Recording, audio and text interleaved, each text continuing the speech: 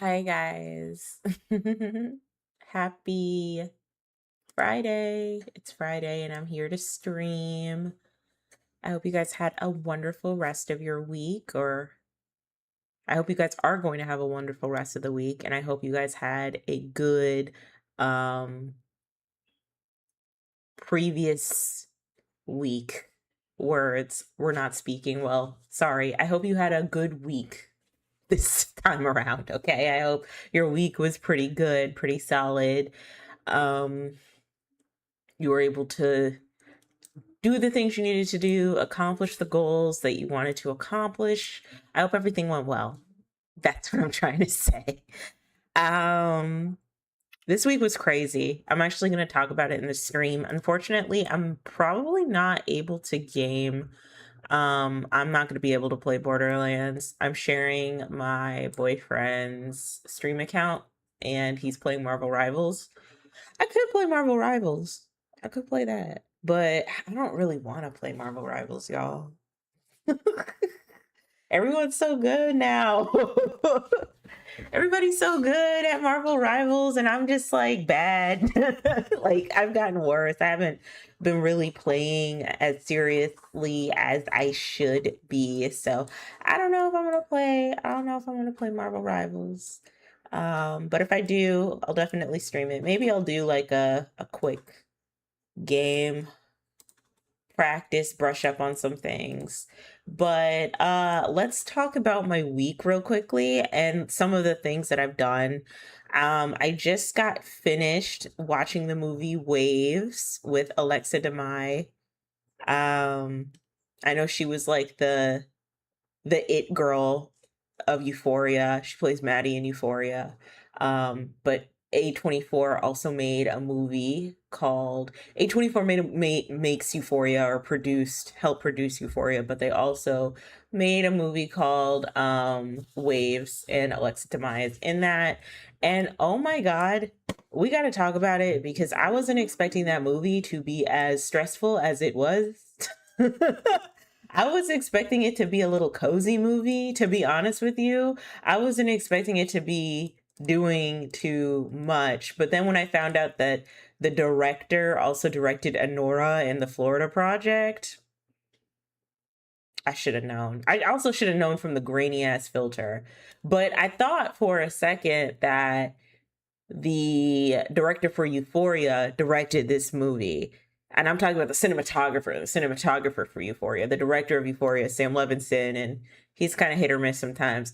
But the cinematographer did Waves and Euphoria, but that wasn't true. Those are two different people, but they have very similar style. And also the filtering of the movie was also very grainy too. So I'll talk about that a little bit. Um, I guess I could talk about like some personal milestones. Yeah, I could talk about some personal milestones. Like fitness wise, hair growth wise, because I like to talk about my hair growth. So waves, fitness. I'm making notes for myself. Push-ups, and hair. All right, so yeah, that's what I'm gonna talk about. I'm probably not gonna stay on here too long. I'm just gonna chill with you guys for a minute. Um, I don't know, unless my boyfriend stops playing Marvel Rivals, and then I can go on his stream account and play more Borderlands. But we'll have to see. We'll have to see. We'll have to see. So first thing to start off, I'm gonna talk about my endeavors in unemployment land. Okay, because it's been brutal. All right. I had an interview this week. I had an interview. And I messed the whole damn thing up. I messed the whole damn thing up for this interview. And you know what really sucks? At the very beginning of an interview, the hiring manager will always tell you like what is so spectacular about the job and the cool things that they have to do. And it seems like they have a very mature team at the company that I was interviewing with. And so I was just like so hype to, have a chance, at least a viable chance to work with a company that has a very mature team. I don't want to work lean anymore. I don't want to work at lean companies. The last job I had was very, very lean, and that I would strongly love for that last job to be the only lean job I have. I do not like working lean. Give me that juicy, mature company where I can reach out to other people for resources, because something I found out in my last job is that things were horrendously siloed. And if you guys don't know what siloed means, I'm going to look it up so I don't sound too much like an idiot. Slowed. No. All right, so let me show you. Siloed. Adjective, of a system, process, department isolated from others. Managers have been told to break down the walls between siloed applications. Okay, so in our case, the last job I had, when I say siloed, I mean that we were not working together as a team at all. It was very much so, we were working in an agile format. And it was, you get tickets over here, you get tickets over there. Don't ask anybody if you have any confusion over your tickets or if you have any questions over your tickets. You just take care of your tickets, and you get the projects done and you move on, right? And you follow the documentation for handing off files and you move on. And I just want to say, for more technical roles like IT, where there are like reoccurring incidents where you can find the solution, like there's only one answer to the solution, I guess is what I'm saying. Or maybe there might be multiple ways to fix an issue, but still it should always lead you to the right answer, instead of something that's a little bit more, so like that's technical skill, instead of something that's a little bit more soft skilled, where there could be multiple different types of answers, which is the type of job I have, where there could be multiple different types of answers, and you just have to do a good job in backing it up with research and working cross-functionally, collaborating with stakeholders. Okay, and for those of you who don't know what that means, that's just corporate speak for collaborating with other departments and making sure they're aligned. So it requires a lot of communication, soft skills, and teamwork. And because we were so lean, there was a point at my job where my boss was encouraging us to just be isolated all the time. Just be isolated, like work on your own little thing. That other person over there that you're working, that's on our team, is going to work on their own little thing. And, the manager we have, he's going to work on his own little thing. Okay. Needless to say, because everything was so siloed and things kept, getting in the way, and there were disconnects and confusion, the roadmap kept changing multiple times.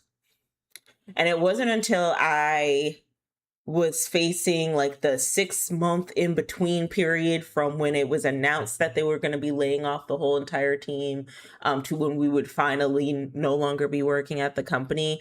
I had actually done some cafes with the other team member to help me on a skill. Every Friday, she would just walk me through how to do things, right? And I found it so much easier to grasp and understand than like crash course training at the very beginning. Okay, you retained it. Did you retain it? I hope so, because I'm going to throw you out to the wolves, right? And it got so bad that even other contractors who weren't directly tied to our team but did the same roles were also like, oh my God, like everything's so siloed here. Like, why aren't we working together? I feel like I'm not supported. So I don't want to work lean anymore. I would not like to work lean. So when this role that came to me said, we have a very mature team. We have multiple groups of people within the department. So it's going to be, you'll find an easier time kind of fitting in, right? And trying to get on track and reaching out for resources. I was like, ooh, yay. And there's always something in the back of my mind that thinks, oh my God, I'm going to be a shoo-in for this job. I'm going to be a shoo-in for this job. I'm going to do well in the interview process. So far, I have interviewed at four companies. The last company that I interviewed for was the one that had that ridiculous challenge that they wanted people to do, their candidates to do, which is basically free work. And then they ghosted me and they never reached out. And I spent over like 40 hours working on it. And usually I wouldn't do that, right? Like I wouldn't spend 40 hours working on free work, but because the economy is so bad and the talent pool is so big and there are less and less jobs, it's like, get what you can take, right? So I'm like, all right, so if I have to do this design challenge, I'm going to do this design challenge. Though if it happens again, I'm probably going to speak to the recruiter and be like, am I going to get paid for this because I've done this before? This is free work. I don't think it's fair. But when you're in an employer market, it's a lot harder for you to negotiate those terms. See, in 2021, we were in an employee market where companies were over hiring. And now what we're facing is, them trying to trim off the fat from the overhiring when they realize that the numbers have come in and have shown that companies aren't making money in the way that they need to. So anyway, that's background. That's background, right? So that was the last interview I did. This interview was different. I'm not going to go into details. No design challenge, thank God. But also, it was just like a 30-minute, like brief crash course intro. And, I have case studies that I have to go over. Greetings, Nubian Earth, Mother Goddess of the Sun. Hi, Cole. How are you? Oh my God. That message came wrapped in a kente. And a kente cloth.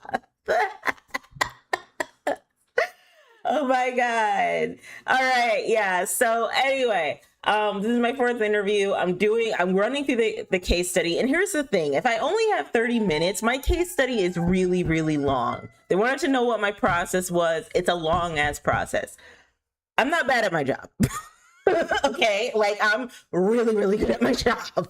Right. The manager that we had at my last company was so bad at his job.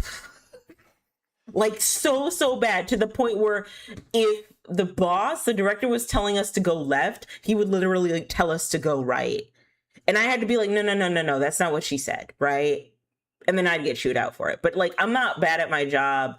You see my website, see the people I've worked with, like I'm not bad at my job at all. All right. And so the case study is extensive and I only have about 30 minutes. All right. So I'm going through this case study and it's allergy season, right?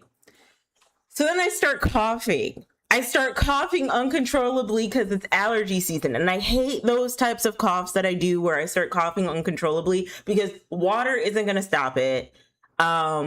And also in this apartment, I think we have like a black mold issue. We got to move out of here because we spend way too much money for some of the issues we've had in this apartment. But I think there was like some sort of like black mold issue or something going on that is irking my allergies because I get those types of coughs where I can't stop. Like I literally have to take some honey, which I wish I took honey during the interview in order to stop. Right.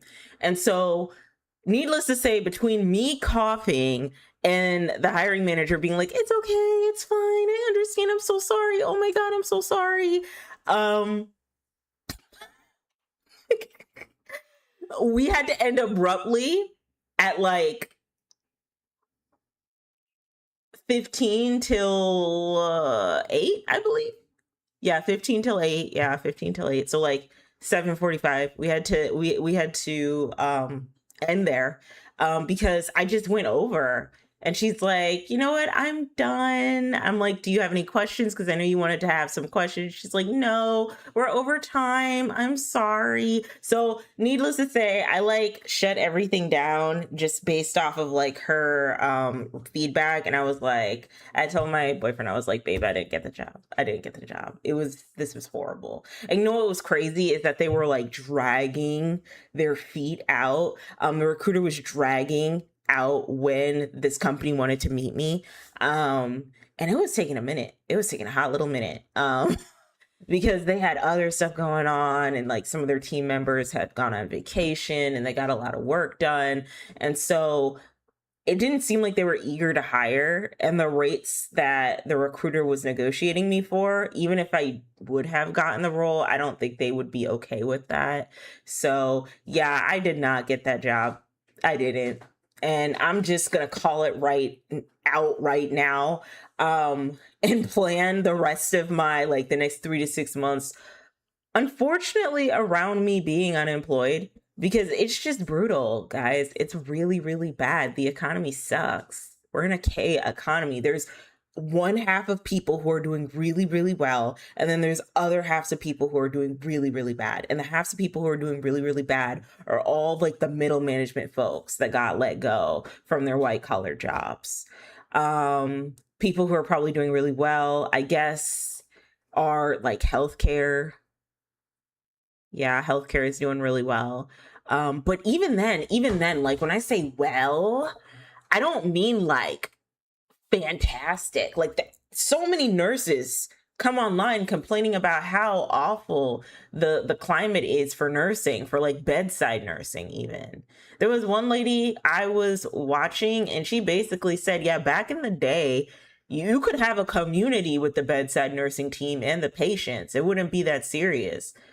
Now it's just brutal because these companies, you know, they're overexerting and overexhausting the little guys. Nobody can really like advocate for themselves, which is unfortunate. Though I do hear like there's some nurses that like they don't stay at bedside. They might do bedside for a year and then they move on to something else. Like they might do school nursing, or they might do surgical nursing, or they might study to get their CRNA. I was so desperate at one point. I was like, you know what? Maybe I should be a nurse. Maybe I should just be a nurse. Like maybe that's my calling. Maybe that's my calling, because I'm not one of those people who's like, this is my livelihood and nursing is serious. I hear that those people get burned out really quickly. I'm just one of those people who's like, you know what? I need my bills paid, but also I know this is very, very serious because I'm dealing with people's lives. And I could, at the very least, handle people with care, with the ability that I have. Because, like I said, nursing, they overexert their patients. There's way too many patients to or they overexert their nurses. There's way too many patients to nurses, and so they get overworked very easily. I don't think things have leveled out after the pandemic. So yeah, there's that. So yeah, I fucked up my interview. I'm expecting to be ghosted by the recruiter. Like I'm just calling it what it is, girl. It is what it is. I don't really care. I don't know. It's like interviewing and searching for a job. It's almost like dating and having like a city girl mentality of like, I don't need these niggas and these niggas don't need me. Like that's the type of mentality you need to have. Like, oh my God, it's just everything. It's so funny because Gen Z, millennials, some of millennials, like, and probably Gen Alpha, we're experiencing the worst timeline of adulthood. Gen Alpha, when they eventually get to be 18 years old, we're experiencing the worst timeline of adulthood. Like everything's hard. Getting a job, hard. Like, I can't even get a job at a department store. Like, that's how hard things are. So getting a job, hard. Dating, hard. Building community and making friends, hard. Everything is just hard. Things should not be this hard.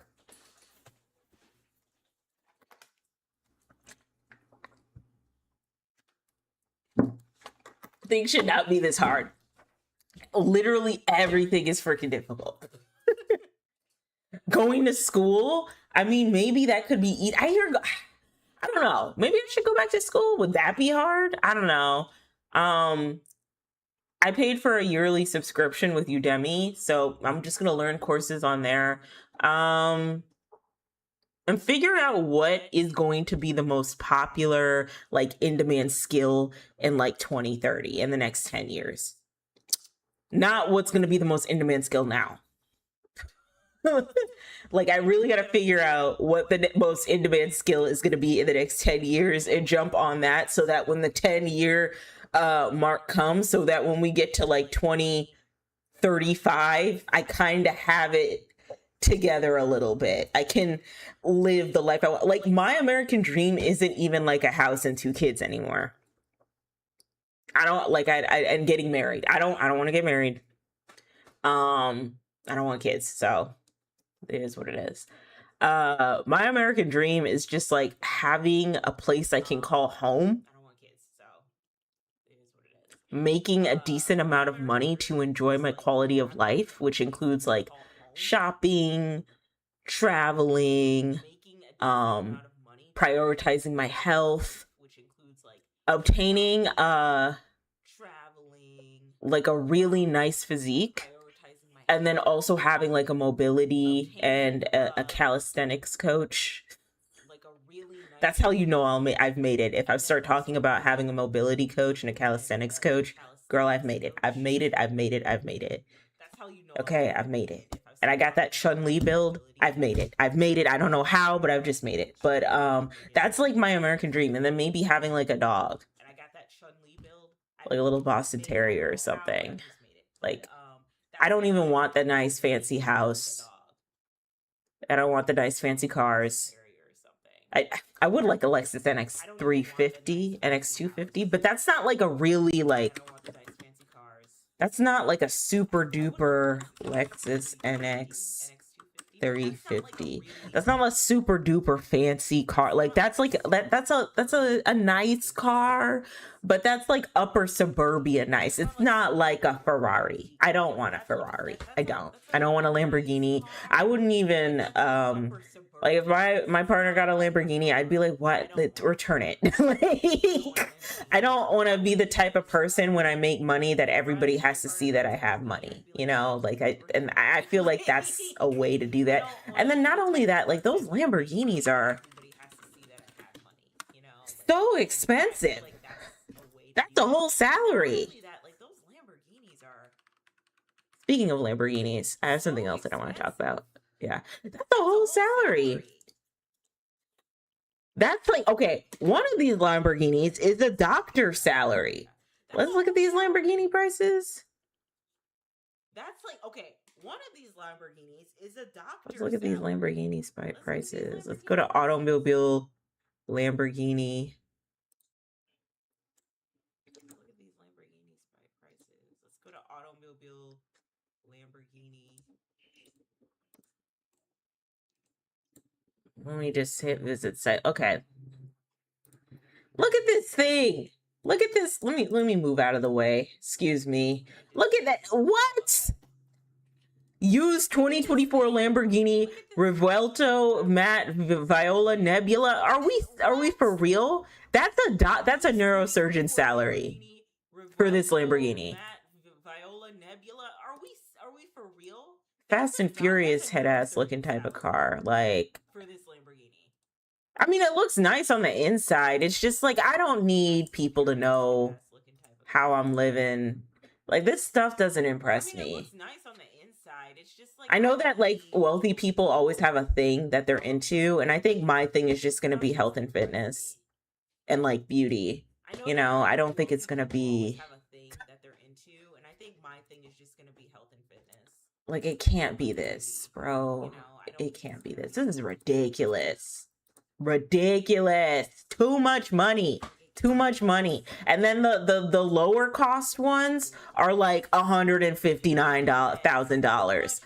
What? Hell no. Absolutely not. Absolutely not. No. Give me a nice little 2016 Toyota Corolla. I'll be good. That's all I want. Like, I really want a car. I have no car. I'm 31 with no car. No car, no job, no assets.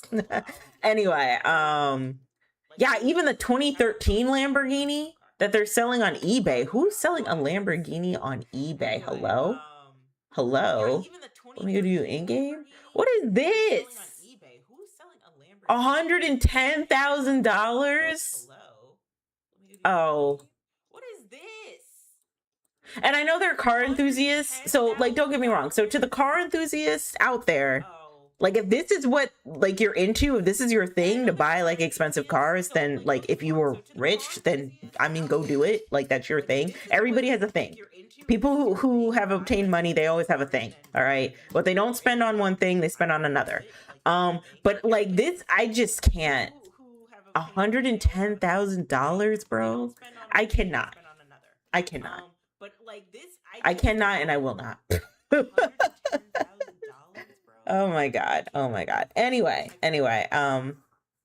Yeah. So give me the nice 2013 Toyota Corolla. I'll be a-okay. What about like the Mercedes-Benz? See, now I'm nosy. Mercedes-Benz. Mercedes-Benz are like damn near the same price. Oh, there's a 2021 Mercedes-Benz for $17,000. 86K miles. It's a white one. Okay. Well, I wonder why it's $17,000. That must not be good. But then there's also there's another one that I wanted to look up. Porsche? Are Porsches cheaper now? Not really. They're also expensive too. Yeah, I don't know. I don't like to flex with the cars. It's just give me the Toyota. I'll be fine. Maybe, okay, maybe my thing would also be like beauty and health, but also my home too. But I don't see my home being that big. I see my home being like a modest size, but I don't want a big ass home, you know? I'd probably put my family in a big ass home, but like, I don't want to be in a big ass home. Maybe put them on a compound somewhere, have them exist, do what they do over there. Okay. All right. So speaking of Lamborghinis, right? So I watched this documentary. All right. So speaking of Lamborghinis, right? And the reason why I think Lamborghinis this documentary is because I remember Andrew Tate talking about it's because I remember, all right, hold on a second, guys. I remember Andrew Tate talking about the Lamborghinis that he owns from exploiting young boys. So yeah, I just, you know, I watched this documentary and it was, you know, unsurprising. Basically what every other YouTuber has been doing for the past 5 years, dunking on the manosphere. It's just now we have Louis Theroux doing the same thing.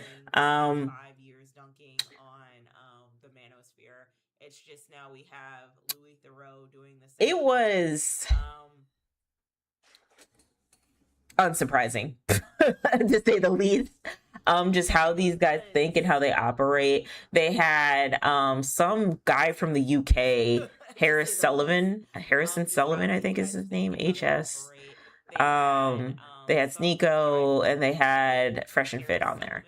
They did not have Andrew Tate. I wouldn't be surprised that Andrew Tate would be like, absolutely not, I'm not going to do this. But like at the very beginning of the documentary, there was like a guy, like a muscular guy, sitting on a war tank, like those army tanks that have the little, do you know what I'm talking about? Let me look up army tank real quick. See this thing? Yeah, this thing. This is the thing I'm talking about. He was sitting on this, and there were women around him like dancing. And I couldn't help but think, in the most non-homophobic way as possible. And there were women around him like dancing. That is some gay shit. Like, and I couldn't help but think. And the most like, that is some gay shit a little bit. Like, normally, because normally when you want to, like, when I see photo shoots of this stuff, like Playboy or whatever, or like even the comic Tank Girl,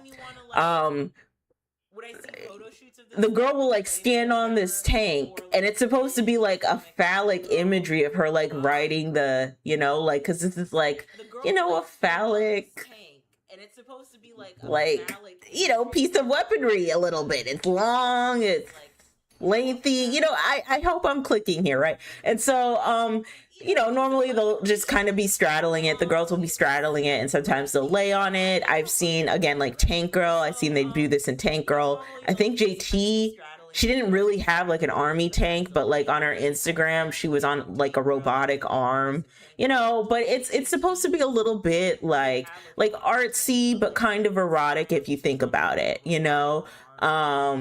Sensual, I guess, right? But like this dude over here straddled, sitting back, posted up, legs kicking, and then like this tank is like in the middle of his legs, and then these girls are just dancing around him, and I'm just like, bro, that's some gay shit, bro. Like, that's gay. Like, this is what makes you a man? This is what reads as man to you? You really posted this on the gram. You posted this on YouTube, and you were like, manly.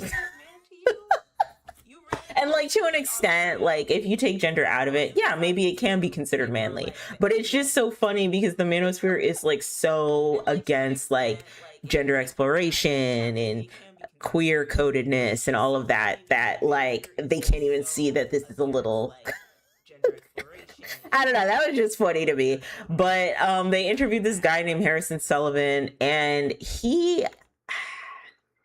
so there was like this scene. So okay, I'm gonna pull up a movie.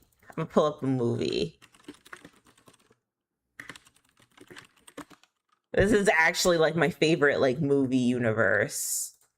Oh, why does it look like that? No. Okay, open image, a new tab. Okay. So the Knives Out movie franchise, all the movies are fantastic, by the way. If you haven't gone to see the last one about the priest, I highly recommend that you do. I personally feel like Netflix is trying to snub that one for reasons, but I think that you should definitely go see it. Okay, so Harrison Sullivan, the way he was talking reminded me of Dave Bautista's character in The Glass Onion, A Knives Out mystery. And in this universe, Dave Bautista's character plays basically a manosphere guy. But the problem is that he still lives with his mom, and his mom definitely puts him in check when he is disrespectful. Like, at one point he tries to buck up to his mom, and then she just like smacks him multiple times. She smacks him in the face like multiple times. Like, so funny because he's supposed to be like this manly, hyper masculine, manly man, and it's like your mother has to put you in check, like. Excuse me. And so when Harrison Sullivan is talking about his lifestyle and how he obtained it, and like all the wealth that he's gotten, and how he advertises to his audience about making money through day trading and extorting OF models to make content with them, and then just kind of flex this larger than life lifestyle. And he's also like running away from a hit and run car accident that he did, which he has been put in jail for. At the end of the documentary, they say he has been put in jail for. But when Louis Theroux asked him questions about his mom, he's like, oh yeah, no, my mom wouldn't tolerate that. Like, my mom is pretty liberal in her views. She isn't homophobic, and she wouldn't tolerate any of the stuff I'm doing. If I like talked any, like the way I talk to these women to my mom, she would like smack the piss out of me. And I'm like, oh my God, like, so why did you turn out this way? And later on, it comes, you know, they talk about how he his mom had to work 6 days of the week to put his ass through private school, and this is the best you can do. Like, really? Oh my god, be a piece of shit exploiting like a bunch of young boys. They interviewed Sneeko, that wasn't surprising. They interviewed the people from Fresh and Fit. I like to call them Fart and Funky. And then they interviewed like some random dude from Louisiana. And I don't know, like, I think what's really sad is how all of these men were once boys that were groomed to think that this was okay. And that were trying to, at the very least, because a good chunk of them didn't really come from means. They didn't really have money like that. I think two of the guys, the one from Louisiana, and then also Harrison Sullivan, I don't think they came from a lot of means, you know? And so it gets to the point where you have to, like, you're desperate. You'll do anything you can to make money and to get it out the mud, even if that means exploiting your audience, even if that means grooming young boys in the same way you were groomed as a kid. And that's just so sad. But yeah, that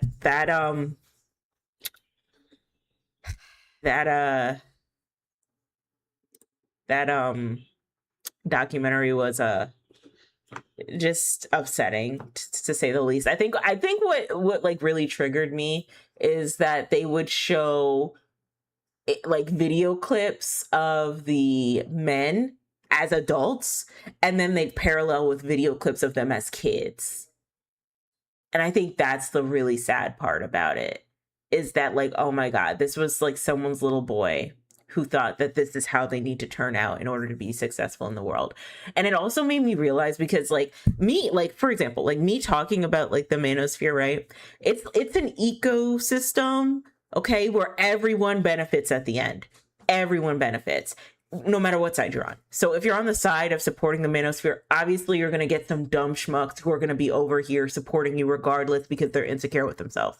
But then on the flip side, if people disagree with the stuff you have to say, you know, they're probably going to like engage with it regardless and send a bunch of like hate text messages or hate messages, hate speech messages, whatever, right? But then you also have people commentating on it online and being hypercritical about it online as well. And so it's like a little ecosystem in its own. It's like a symbiotic relationship, kind of like how content creators would keep reacting to Jubilee videos. It's kind of like that. And unfortunately, even if we bring something like this to light, which I think it's important to do, otherwise there's going to be more young boys who are going to be groomed by this nonsense. Even if we do bring this stuff to light, we are engaging in the discourse, and I feel like we are losing the game of like what the manosphere is trying to trying to eradicate the manosphere. I think the manosphere is at its best and accomplishes a lot when they are well known, whether that be in high priority, or whether that be in like a high, what's the word I'm trying to look for? High regard, whether that be in high regard, right? Or whether that be notoriously. I think that the manosphere has won, unfortunately. And I think most of the internet is just built off of controversy, and outrage. And how can we spark outrage? And how can we create discourse? And if you can't get people to engage in the discourse, then you've kind of lost the cultural war in a way. So it's just really, really unfortunate. A lot of anti-Semitism, which is strange to me, all right? I'm not going to say too much about this because I don't want to get, like, you know, yeeted off of the YouTube platform, but people are tying their anti-Semitism to what's going on overseas.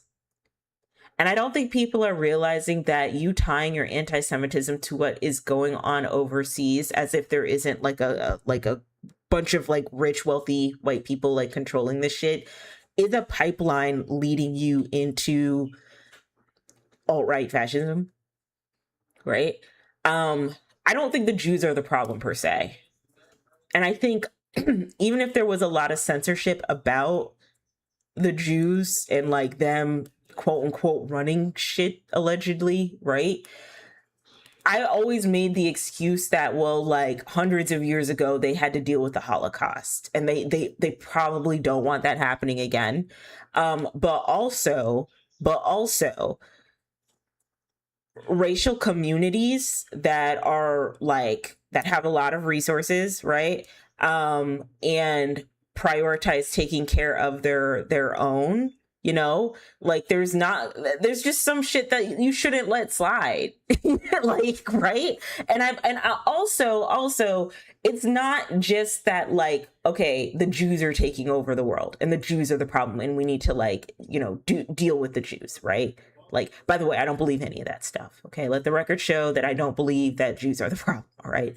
I think people with a bunch of resources that are a part of like exclusive groups, those people are the problem. Those people are the problem, right? Because we can say F rhymes with Wisrael, right? But while also not trying to be anti-Semitic, because not all Jews align with what's going on with Wisrael and Iran. And it just felt like a lot of the anti-Semitism in the Manosphere documentary was revolving very much so around a pipeline to get people to think a certain way towards Jewish people, instead of just being like, well, you know, F the establishment. They'd also bring up the Matrix a lot and a bunch of like random conspiracy theories too. I don't know. I kind of, because like the Matrix is the way I see the Matrix is that it's just like a code word for like the system that's fucking everybody over, right? So call it what it is. It's the system, right? Like we don't need new taglines for it. We don't need to be calling it the Matrix. It's the system put in place that's fucking every single American citizen over and a bunch of people around the world over. All right. Why are we calling it the Matrix? Why? Okay. The Matrix is a movie with Keanu Reeves. All right. That's the Matrix. The Matrix isn't this, you know, inside job conspiracy theory. They're all out to get it. No, it's just a bunch of wealthy people in power controlling the system. It's a bunch of Epsteins. Like, let's get it together, okay? And like the way a lot of these guys would think about like their conspiracy theories and be like, there's all these wealthy people trying to control the world. And I think Sneeko was talking about Sam Smith. And I was talking about Sam Smith a couple days ago, right? Where he was saying, like, look at Sam Smith. He used to be a normal guy, and then he came out as trans and got fat and sang a song about being unholy and singing at the Grammys and simulated gay intercourse. And I'm just over here like, bro, take a step back. Because at the end of the day, who you're really mad at is the same dude that you went to their president election campaign for. That's who you're mad at, but you're invited to his political speakings. You're invited to his political events. You're rubbing shoulders literally with the next generation of Epsteins. You're over here with a half-naked Andrew Tate that when it just came out that he was trafficking girls in Romania.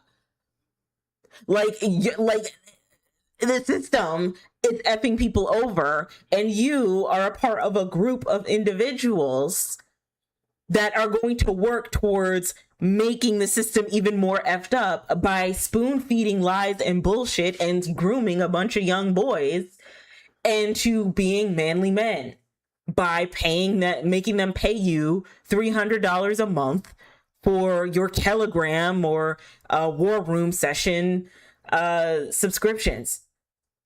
Like, you're no better than them, dude. You're no better than them. Like, I don't know what, like Sam Smith coming out as non-binary and gyrating on stage with Kim Petras and a Kichi satanic panic bit is not what you should be worried about. Okay. Like, I'm so sorry. Like, I don't know. That was weird. And then at the end, when Harrison brought his mom in and he just like tightened all the way up around his mom.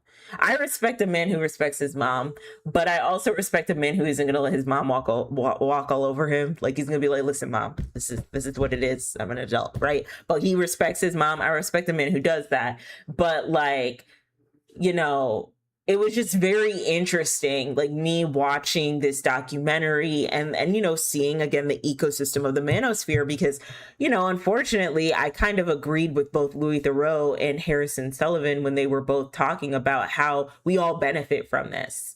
Like, I benefit from this by, you know, unfortunately manipulating young boys and insecure men into giving me money and engaging with me while I embarrass people on the internet, while I embarrass OF women on the internet, while I flex this, you know, hyper wealthy lifestyle and sell this pipeline dream of being a day trader, you know, with all this misogynistic bro conspiracy theory manosphere nonsense. And Louis also benefits from it too by making a documentary on this and posting it on and having it be on Netflix so that people can react to it and once again, you know, dunk on the manosphere. You know what I mean?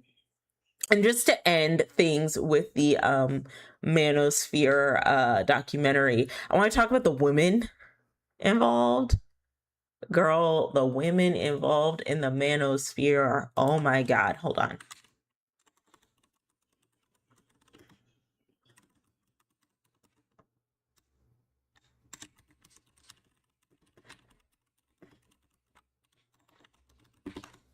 Because let me tell you something, none of these men are married. Obviously not. None of these men are married. None of these men are married. Okay, so I thought I was going to find what I needed to, but I actually didn't. Oh, wait, no. No. Yeah, sorry. None of these men are married, but they all have girlfriends. One of these men actually has a girlfriend with 2 kids. And guess what gender the kids are? Daughters. Karma, I believe in karma, bro. I believe in karma. I might be atheist agnostic now, but I definitely believe in karma, bro. Like, I don't know what it is about karma, but like the energy you put out is the same energy you're gonna get back. And I would just keep a very watchful eye on your daughters. Okay, like, I'm gonna just say, even though I don't believe it, God don't like ugly. God don't like ugly. Okay, God don't like ugly. That's all I'm gonna say. So he has his girlfriend there, and he's basically saying how he has a girlfriend and 2 daughters, and how he lives in Miami to do his work. So he rents out an apartment. His girlfriend and daughters live in another apartment. It's a nice place. They get their own pool and all of that. They're living the American dream, baby. And at first he doesn't want his girlfriend and his children on camera. Later on, they decide to go on camera. And Louis talking to the girlfriend, and he's like, "Are you really okay with this? Like, because you just told me that you that he goes out, he works, but then he also sleeps with other women too. And he dates other women while he's still like with you. Are you okay with this?" And she's like, "Yeah, I'm okay. You know, we have our designated roles." That was another thing she said. "We have our designated roles. I stay at home and I take care of the kids and I change the diapers. And, you know, he goes out and he works, and, you know, whatever he does, you know, as long as he's honest with me, that's all that matters." And then, you know, needless to say, she can't go out and have herself a little side piece. Obviously. Right?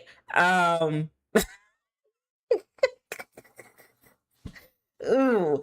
And just Louis just like pressing the matters more, not aggressively, by the way, just like asking, like, are you guys sure you're cool with this dynamic? And just hearing her speak for herself, because it's very unfortunate. You can kind of tell that I don't think she's obviously in here for the sprinkle. Okay.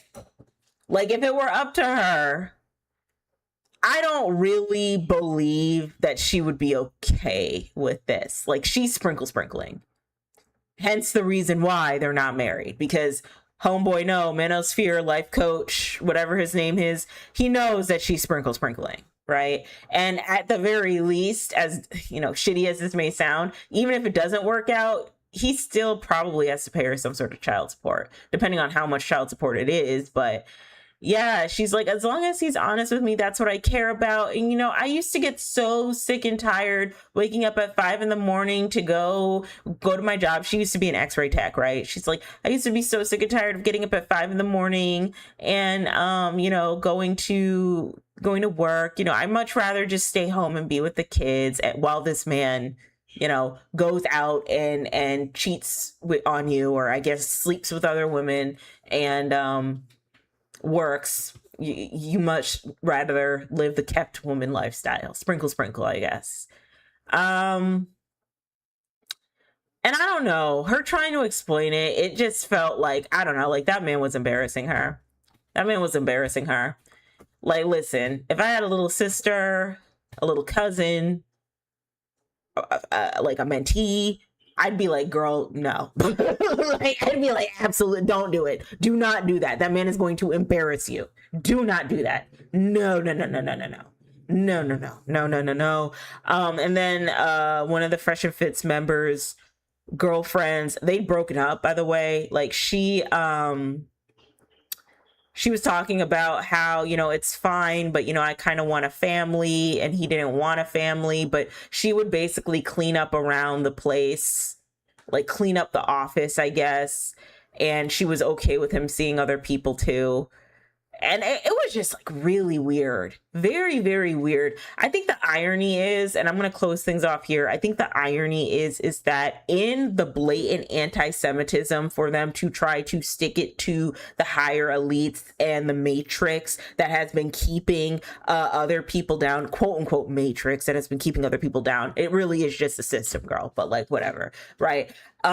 They are slowly but surely building themselves into being the next generation of higher elites, higher ups that are going to be the ones controlling the system themselves. Like that's what their end goal is. That's what they're striving to do. And I think that's very, very interesting. It's like they will use anti-Semitism, bigotry, racism, sexism, everything under the book in order to coerce a bunch of insecure schmucks and young boys into giving them money so that they could live the same predatory lifestyle of these, you know, wealthy elites that they keep critiquing, that are a part of the quote unquote matrix, of this proverbial cabal, satanic cabal that they keep critiquing, that is a part of this quote unquote matrix. I just find that very interesting, like how they do that. But anyway, moving on. That's enough Manosphere talk. Honestly, I'm not going to really talk about the Manosphere as much. I don't think I talk about the Manosphere as much. I just like mention them to use examples. But in the next 4 to 5 years, that really does need to die out, and everybody a part of it. And I think my biggest fear is that even when it does die out, like, let's just say it does, you know, go kaput, right? My biggest fear is that these men will rebrand themselves and keep rebranding and keep reinventing themselves to the point where they make enough money that they do end up being the predatory elites that we have seen run, you know, shit in the world for the past how many years? Like, that's my biggest fear, but, you know, it is what it is. We make these people famous, and that's very sad. All right. Ooh, I want to talk about a video that I saw.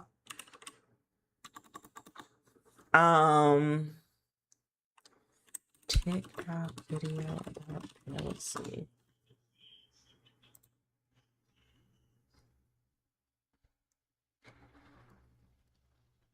Okay. We're gonna review this. Because I think this is really interesting. This is a girl. Who's talking about jealousy. By the way, I haven't accepted the terms and the terms and services on TikTok. So hopefully TikTok can't stalk me yet. But yeah. So this is about a young girl who is dealing with jealousy within friendships, but as the jealous friend. And apparently this got received very, very bad on the internet. I wasn't really paying attention to this too much. I saw that one of my favorite creators commentated on this video. And she had a lot of interesting insight, kind of the things I would say about what it means to be jealous and how to react on it. But I guess I'll just watch the video with you guys and then I'll critique it along the way. So let's see. Oh no. Hold on. I gotta find the sound. All right, hold on a minute. Wait 1 second. Oh, I gotta take this out. Okay, does this work? Okay, here we go. Okay. I'm gonna turn this up. She's gonna talk about what it's like to be the jealous friend in friendships, and we're all gonna shut up and listen. And then I guess I'll commentate every so often. But not as in, oh, my friend is jealous of me, but from the perspective of being the friend who is jealous. I had a friend that I used to be friends with. We're not friends anymore. And you know what? For good reason, because genuinely, I don't think I can continue being their friend because of the fact that I honestly was just jealous of them. I luckily did not treat this person like trash. I know that typically when you are jealous of somebody, jealousy is just like so, it just takes so much energy out of you. It's so hateful. And I know that a lot of the times when people are jealous of other people, they treat them horribly. They're just very rude to them. I knew that being jealous of this person was a waste of my energy. And I hated feeling that way. And it was something that I really, really struggled with. So that's why I want to talk about it. I'm glad that I didn't treat this person like trash because I was at least aware that like jealousy is just like so consuming. But again, I just wanted to kind of talk about this. I am not very happy with where I am at in life. Currently, I have not been happy with my life for the past couple of years. And I was friends with somebody who was literally living like my dream life that I wish that I was living like at that time. Like they weren't necessarily like living the dream life that like I envisioned for like the future, like that kind of life. Like they're living like a life that like is just like very far ahead of mine, but like where they currently were at with their life is like where I wish I was currently at with my life. And mind you, this person did not have to do anything to gain this lifestyle. They just kind of had this life handed to them. Hence why I was just very jealous of them because it's not like they had to work towards it or anything. Like that's just their life. That's just what they had. And it really, really sucked. So you know what this reminds me of? Like very quickly, I just thought about this in my mind. I remember when I was 16 and one of my friends that I went to school with, her parents got her a car. And like, I didn't even know how to drive. I wasn't really jealous because I was also a very anxious kid. I wasn't going to go out driving as a teenager. I was like way too anxious. But I don't know. I just thought about like how she did not have to work for this car at all. They just bought her a car. And then I just remember like her cussing out her dad because I guess he wasn't being more helpful in the house. And, you know, if you wanted to ask if they were, yes, they were white. Okay. But it's like the way I stared in Black childhood at her the whole entire time, like that, like you got a car and this is how you're going to do things. Like this is how you're going to do your family. But I don't know. I think that's like a good example of just kind of like being, you know, jealous of somebody for not having to work towards anything. And, you know, all these good things just happen to them. I find it very, very difficult to be jealous of people who work very hard to where they have gotten. So even if it's someone that I like admire, right? And I'm like, wow, I wish I had their life. I also have to remember that like they have been grinding at this for years. So it's very hard for me to do that, but I still get jealous, right? And I'll let her finish. to kind of put it more into perspective, like how intense it was, let's say this is kind of going to be a bad example because what I'm going to list things that like you do have to work for in life to achieve it. But I want you to just kind of like imagine it from the mindset of like, okay, they didn't have to do anything and this is just their life. Imagine I wanted to be a lawyer and I wanted to live in this specific town. I wanted to have this kind of specific lifestyle and I wanted to drive like this specific kind of car. Okay. That friend that I was friends with had all of that. Like they were the lawyer. They lived in the town that I wished to live in. They had the lifestyle that I dreamt of.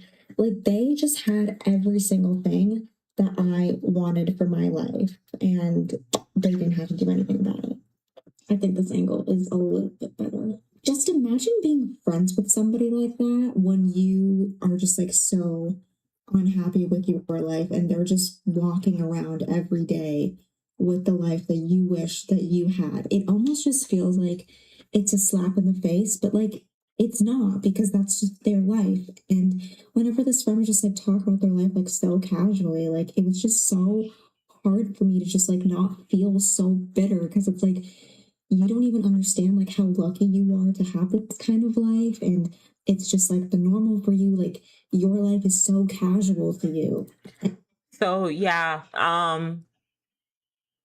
I really appreciate so far like her brutal honesty of what it feels like to be jealous of somebody like in real time when it's happening, because it really does feel like you do have everything going for you, but like you're witnessing something that you want so badly happen with somebody else, and it's like something you idolize and something that you really want. But let her continue. And it's just something that like I just can't have. I say that like they don't realize how lucky they are to have their life, but I honestly do think one of the reasons why I was so jealous of them is because of the fact they actually did kind of acknowledge that they lived a decently nice life, and the fact that they were grateful for their life and they were happy with their life made me all the more jealous because it's like, okay, well, you're so happy and grateful for your life. Like, of course you are. Like, of course you are. Obviously, like, we should want people to be grateful and thankful for, like, really good lives. But I don't know. Like, it really just, like, added to the jealousy because I know that if I was living that lifestyle, if I had that kind of life, I would also be very, very grateful and happy. And I think because of the fact that they were so happy with it and they were comfortable with their life and happy with it, it just I guess like the happier they were with their life, the more bitter it made me. And obviously, that's just not a good thing. That's very unhealthy. I also want to know, like, from this other friend, right? How often were they expressing their accomplishments? And were they expressing their accomplishments in a way that was like, hey, I just got a promotion at work and I'm very happy about it. Or, hey, I just got this new job. I'm going to get a new car. And then they like never talk about it again. Whereas going back to when I was 16 and my friend had gotten her very first car, she kept talking about how she has her car, how she has a car, she has a car, she has a car. And it gets to a point where you're just like, okay, girl, like you have a car. I cannot afford that. Please stop talking. Like, you know what I mean? And there's nothing wrong with being happy with your accomplishments. I don't think there is anything wrong with that. But I think because of the experiences that I have had, both being jealous and then having some people be jealous of me, I don't know. I'm just like conditioned to not really talk about that stuff too much. I don't know.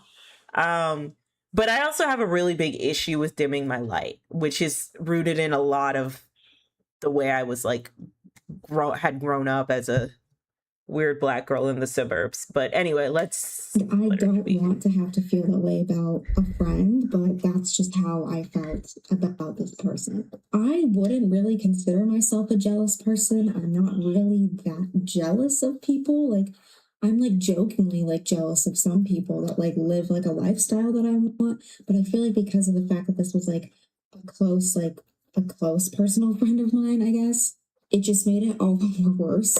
And I really am not kidding to you when I tell you, like, this person, like, had what I wanted for my life, like, that badly, like, to a T, like, literally every single thing down. They just had, like, it was actually insane how crazy, like, even, like, little things that I wish I had, they had. Like, it was so crazy. I wanted to be them so bad, and I knew that I couldn't. And they just, ugh, that friend and I did end our friendship. We ended on mutual terms. We ended on good terms, which I am thankful for.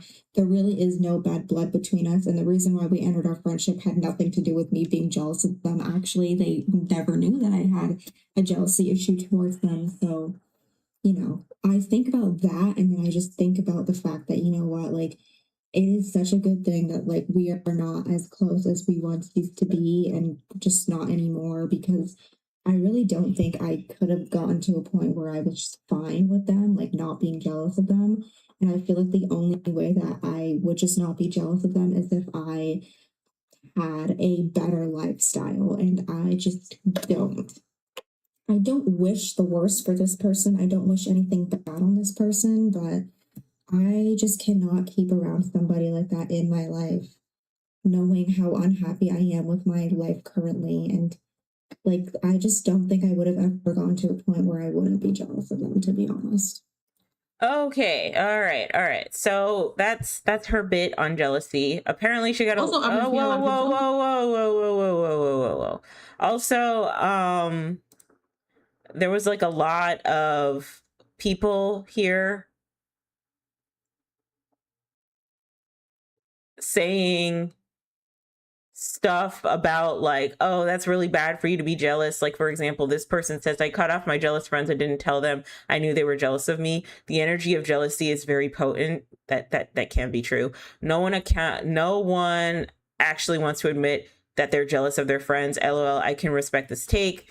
Because everybody in the comment section that are saying how scary and terrifying this is, although that can very much be scary and terrifying, let's not act like we are all on our, we are, well, words. We are all just the moral police and we never done anything in our lives, right?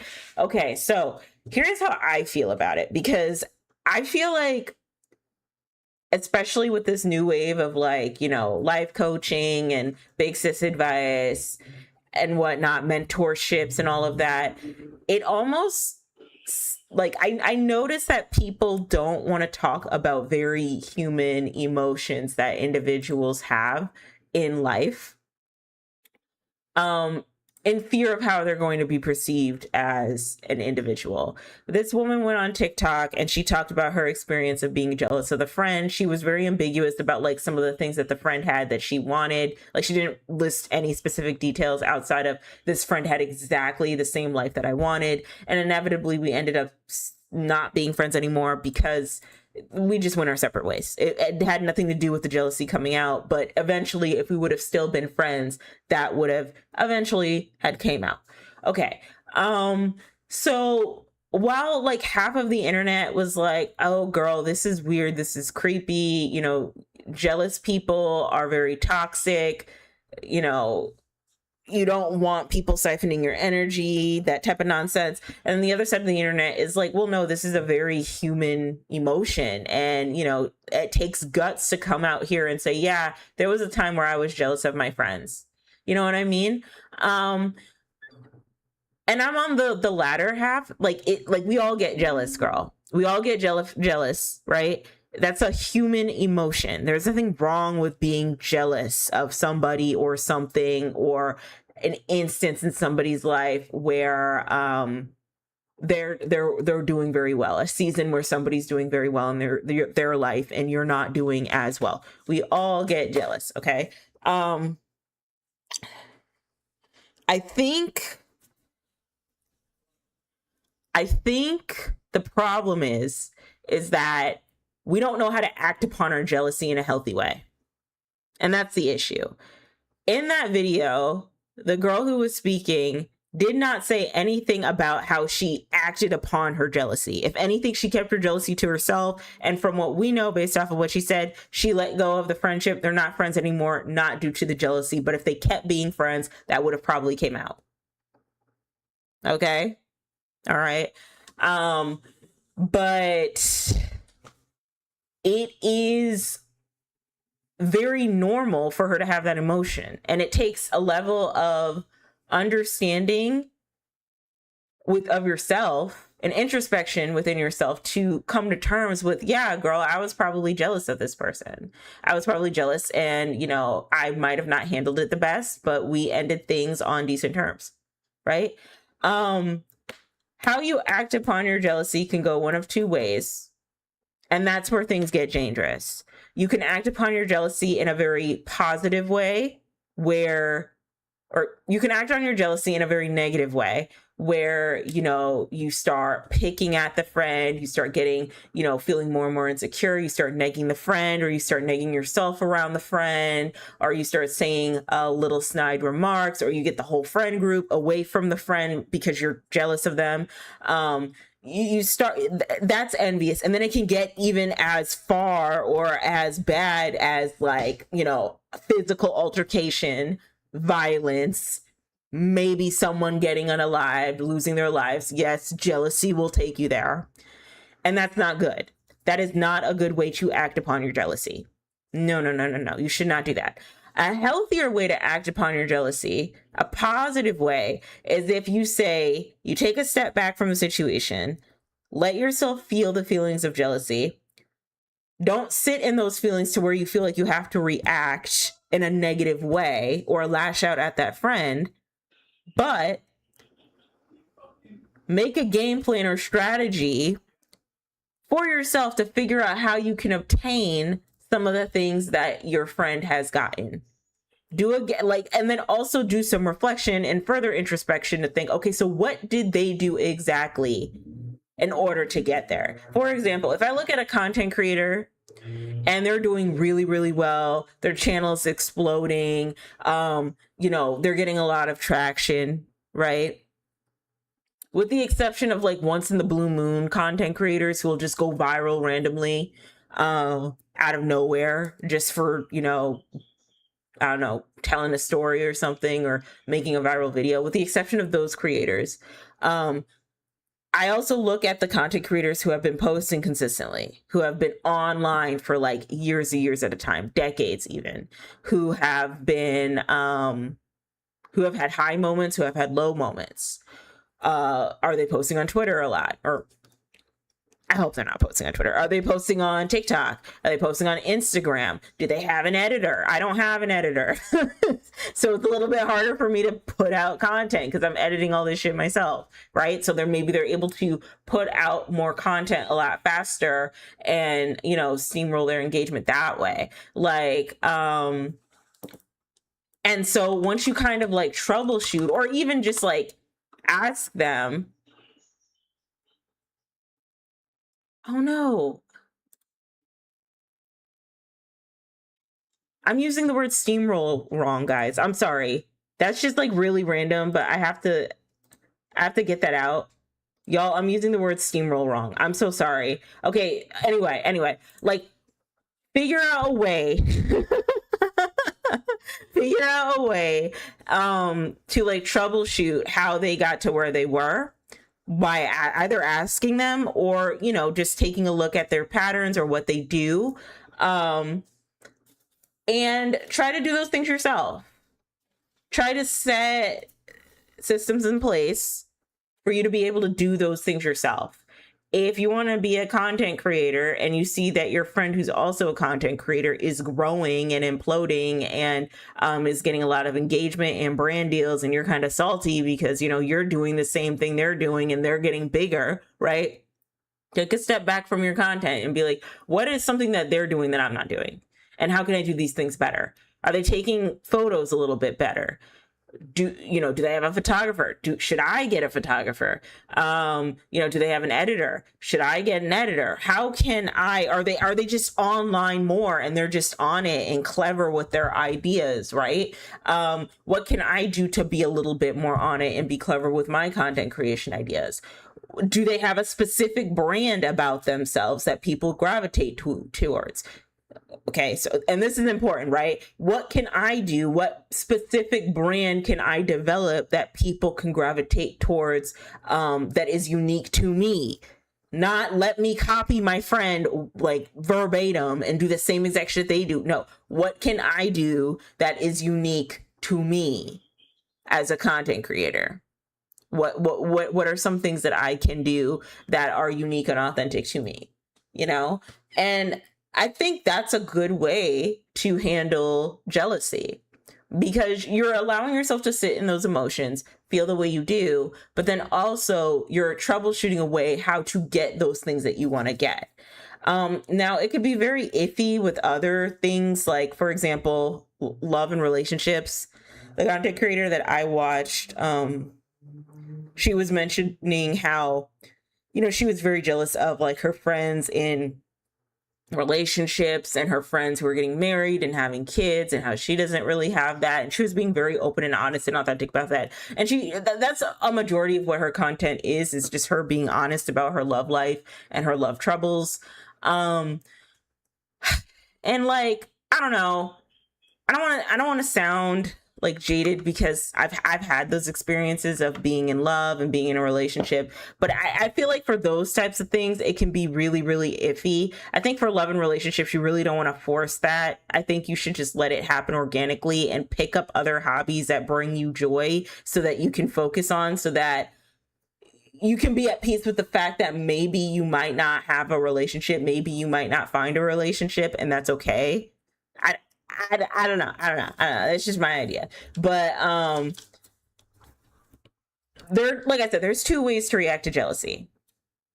And one is negative, which is you just being very envious, your jealousy turning into envy and anger, and you lashing out at your friend and being very insecure. I had a friend like this basically in college. Quick story time. I outgrew her, more or less. I was having, you know, I was just being a young lady. I was dating. I was experimenting with my look, and she didn't like that because we met on the terms of us being like innocent and pure. And she would always say, "Oh my God, I miss the old exes. What happened to the old exes?" And I was like, I don't want to be the old exes. That's not who I am anymore. And she hated the fact that I wore waist trainers. I'm actually wearing a waist trainer right now.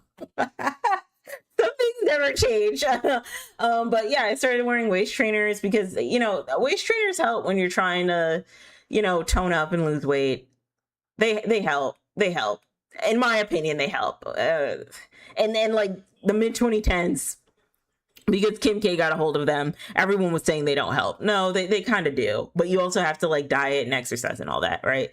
But she didn't like that, and I would wear my waist trainer all the time, girl. But it would be like over clothes. It'd be over clothes, right? And I don't know, as somebody who, like, eventually we just stopped being friends anymore. She wasn't like, I was also a really shitty friend too, so like. But I just picked up on that, and I just couldn't understand why she couldn't like love me where I was at. And it probably had to do with some sort of jealousy, you know what I mean?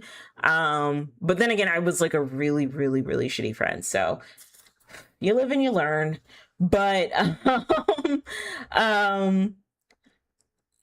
you don't want your jealousy to turn into envy or to turn into critiquing and tearing your friends down. Okay, because that's how you don't learn. You want to turn your jealousy, you want to take your jealousy, internalize it, and you want to come to terms with it. And then you want to like egg on your friends and hope that they do better, even in a season when you're not doing better, because that's good energy. It's good energy to egg other people on, even when you are not in your peak season, even when you're not doing your best. You know what I mean? It's good energy to give back, even when you don't have as much to give.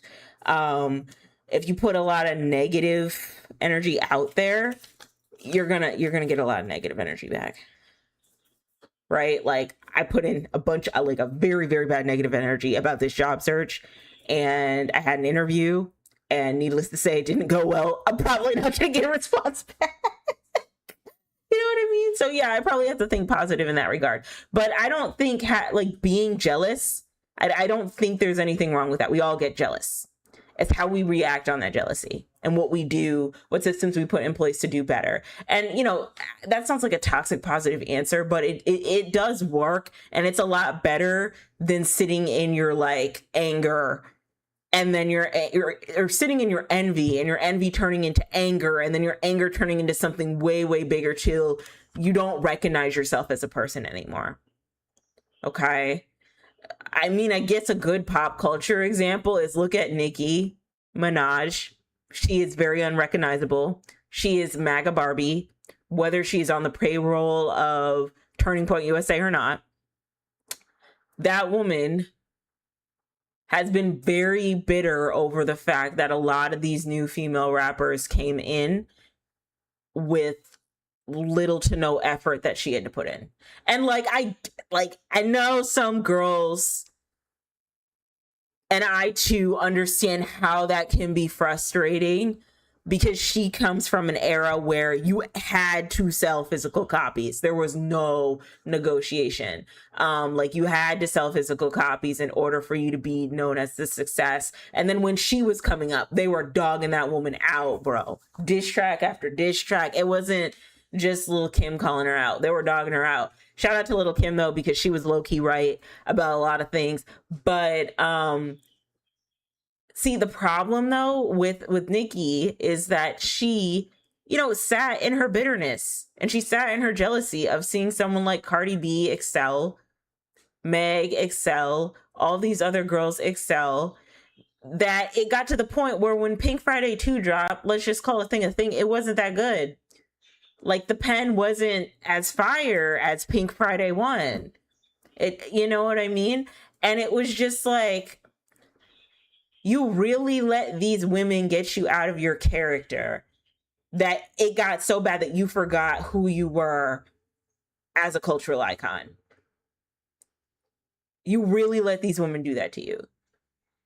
And they didn't even have to do it. Like, they're just here. Like, you should have, like, in real time, I know it sucks and it's really shitty to have somebody built up to be your direct opposition, right? But at the very least, you address it with regality and move on. And what I'm talking about is Cardi B. Cardi B was built.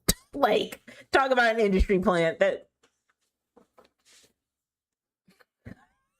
like I'm so sorry. And like, she makes fun music and she has a great personality, but it really had to be anybody. It really could have been anybody. They just needed, Atlantic 360 needed somebody to go up against Nicki. They needed to take the Nicki machine down, and they saw Cardi B with the social media following, and they said, you come here, let's turn you into a rapper. Needless to say, you know, she's good at what she does. She's a great entertainer, right?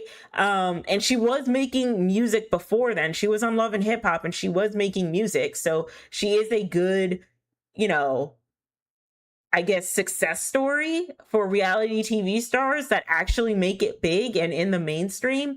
But for every like good success story, there are multiple and thousands of young girls and women that get into like the reality TV zeitgeist, the social media content creator zeitgeist, and they don't get the same success that like a Cardi B would. You know what I mean? And that's unfortunate. But, you know, Nicki should have just addressed Cardi with reality. She should have just been like, it is what it is. You know? And I feel like if she just would have let it like roll off her shoulders, understand that, like, accept and sit in the fact that the game has changed, and you got to play the game the way it's being played now, which with Pink Friday 2, she definitely did that. She played the game. You know, she did the little bot streams and the payola, because like, and she had the fan base of the Barbs, because girl, that Pink Friday 2 wasn't that good. Pink Friday 2 was just as good as Am I the Drama? Okay.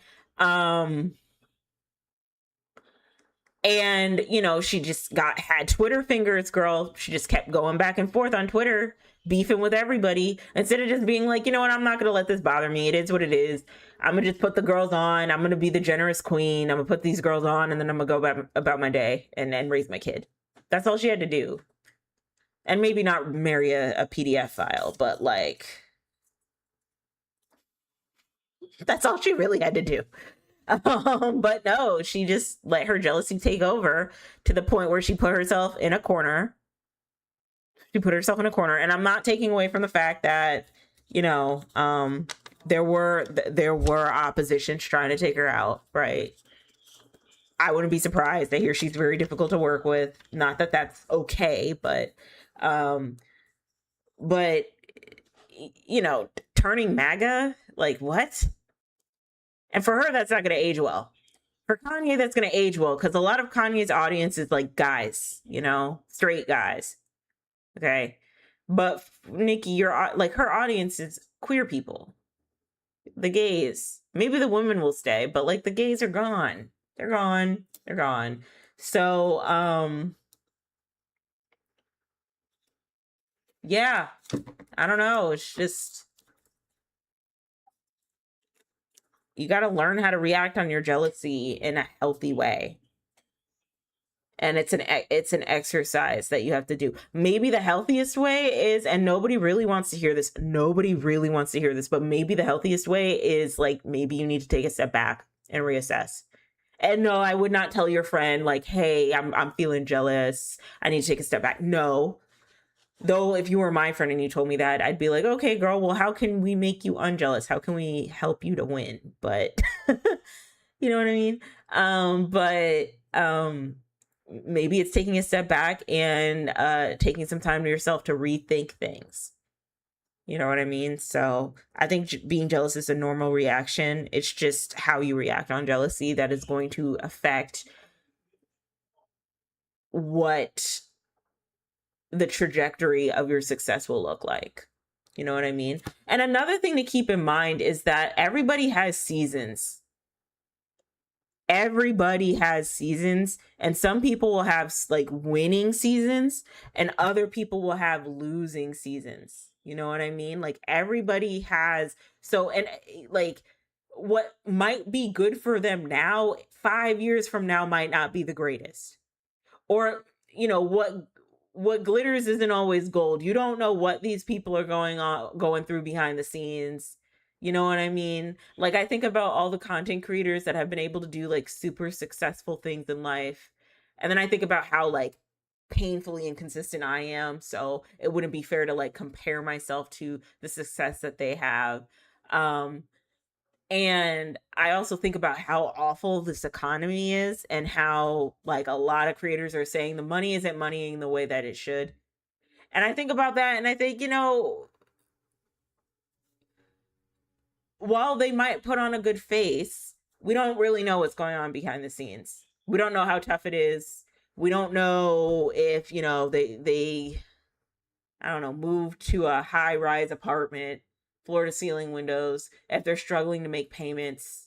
Like we just don't we don't know. And then another thing to keep in mind is that if you're not going to put in the work, and this is like brutal honesty, brutal honesty, right? If you're not going to put in the work to get to the level where they're at so that you don't have to feel jealous of their talent or whatever they have, um don't be hard on yourself. Just accept it and go about your day. I used to be so jealous of artists that were like 10 times better than me, and then I realized, okay, girl, but you don't draw a lot. So if you don't draw a lot, why are you beating yourself down and punishing yourself mentally by comparing yourself to people who do draw a lot and draw a ton when you don't even draw like every day? It's okay. It's fine. You'll be okay. Like, just accept it for what it is. And if you're going to try hard, then maybe you can feel away. But if you're not going to even try and put in the effort, there's no use in sitting there complaining and bitching about how you haven't gotten to where you are in life. So that's another piece of advice. So yeah.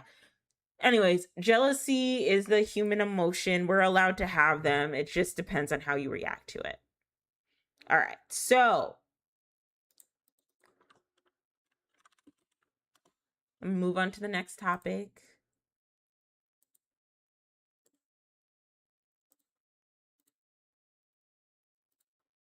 Oh, whoa.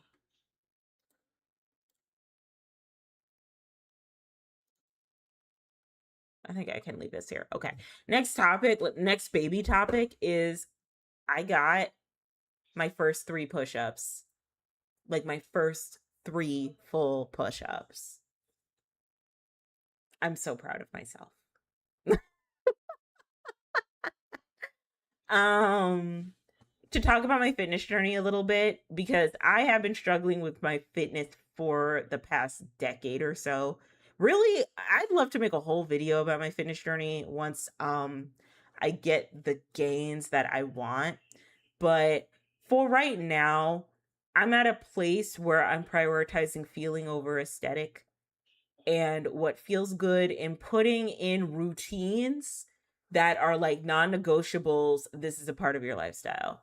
So I watched, I think it's Digital Jada, and in one of her videos she talks about how she, you know, requires 30 minutes of moving every day.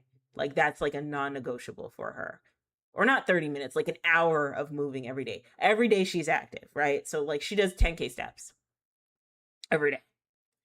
And I thought about that and I was like, what is a system or something that I can do every day to keep me active, right? Like I already like moving around. I have a spinning bike. So now I've decided that every day at the very least, I'm going to be like doing some sort of light cardio 30 minutes a day, 30 minutes to an hour a day, every day. That's now a part of my lifestyle. Um I'm also, it's been like 2 weeks since I've been on this new, I've changed up my diet plan a little bit. I've been using the Chat GPT to help me out a little bit with my diet. And I've changed it to where it's not restrictive or it's not like low sugar or any of that. It's just a sustainable diet that is feeding me the foods that I want to eat, where I don't feel any restrictions. And I'm coupling that with being active every day, and then just doing my regular weightlifting routine, mobility routine, and calisthenics routines. Um, I really want to be strong. And I think going into my 30s, I care a lot less about aesthetics, though I do train for certain aesthetics that I want, but I care a lot more about just being really strong and being fit and being in good shape. And when I reach 60, I don't have to struggle to move around or walk with a limp because I have been active a majority of my life. And so now when I think about lifting weights, I don't think about wanting to lift weights because you know, I want a big ass, even though that is something that I absolutely want. I do want a fat juicy ass. I do want a body like Chun-Li. But also like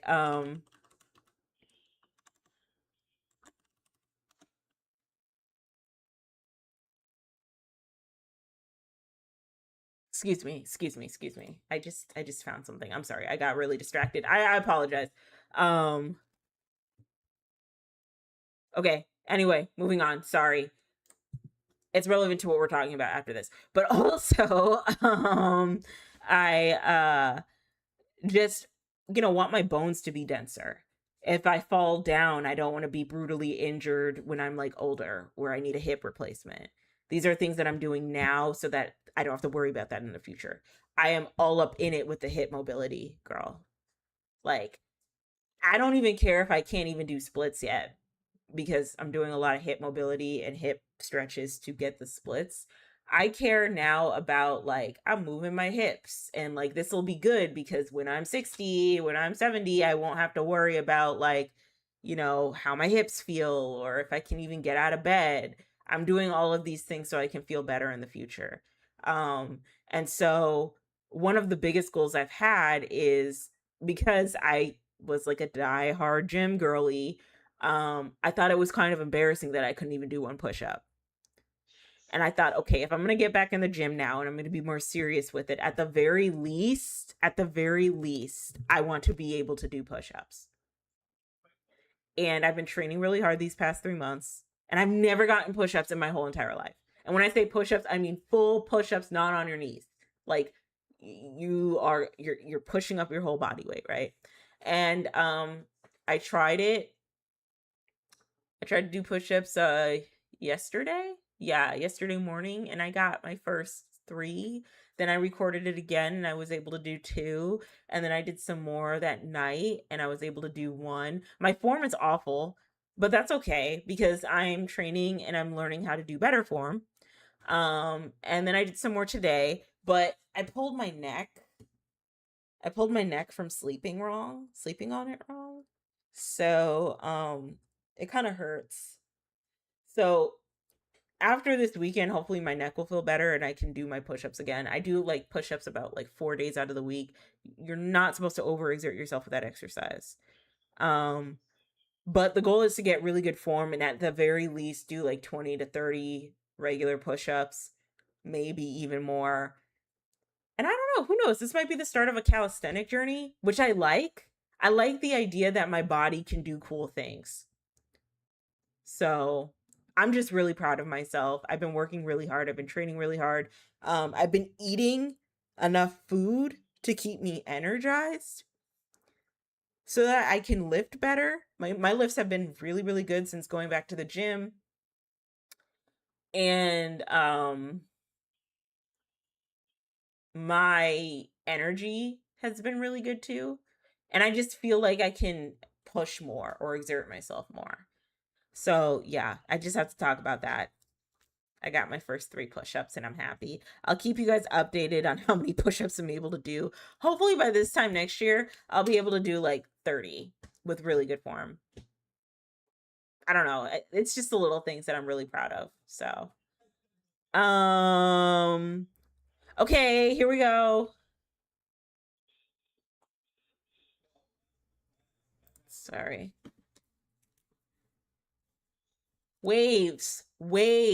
Okay, so the reason why I paused randomly is because I found out that Jenna Ortega and Taylor Russell will be in a movie together, and Taylor Russell was in this movie. This girl looks like Jenna Ortega's Black Tethered. A remake of Single Female, a remake of Single White Female. What is Single White Female about? Okay, sorry guys. We're gonna talk about waves, but like I gotta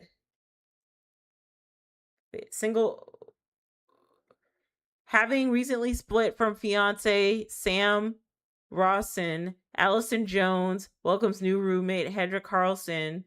The young woman quickly forms a blonde, but as Allison starts to rethink the engagement, Hedra grows jealous and hostile. As Allison learns new details about her roommate's life, Hedra gets violent in her efforts to get Sam out of the picture. With Hedra turning more menacing by the minute, Allison finally understands what she's up against. Okay, so this is a scary movie.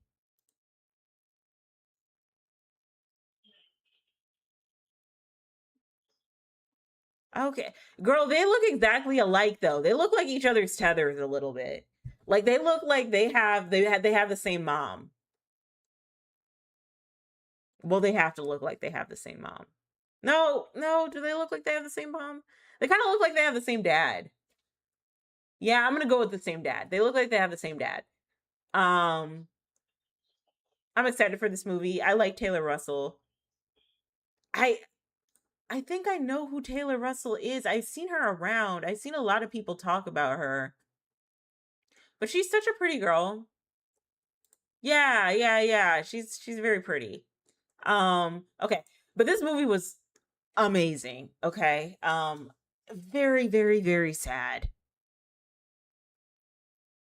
I wasn't expecting this movie to be this sad. I was stressed out. And some of the moments that felt so real, like when the father was talking to his son. Damn, I don't even know the names of the characters, but the son who had the shoulder injury at the beginning of the movie, and the father's talking to the son, and he's like, you're gonna respect me in my house. Blah, blah, blah. I was like, oh my god, that shit felt too real. That shit felt too real. I've lived that life where if you breathe wrong, you're gonna get checked. Like, oh my god. Yeah, if you want a coming of age movie that's very raw and gritty, very nice cinematography, very brutally honest about like life and healing, then I would see this movie, but I would just be prepared because it was rough, and it follows a black family. It starts with the protagonist. I don't know his name. I'm going to find it. One second.